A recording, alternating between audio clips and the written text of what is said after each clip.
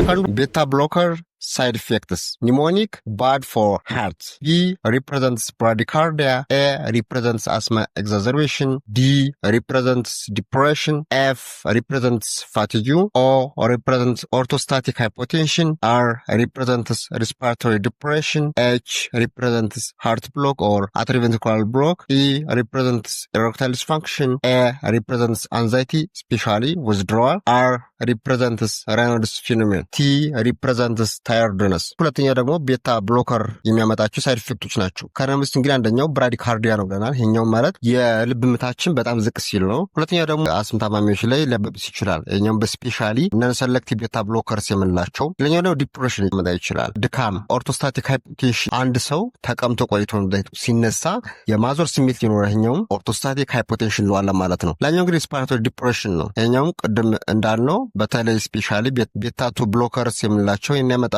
ኛው ሃርት ብሎክስ ነው። ከሚገባው በላይ የልብ ምትን ወይም ደግሞ ካርዲያክ ሪትም ዝቅ በማድረግ እኛ እንዲከሰት ያደርጋሉ። ኛው ኢሬክታይል ዲስፋንክሽን ነው።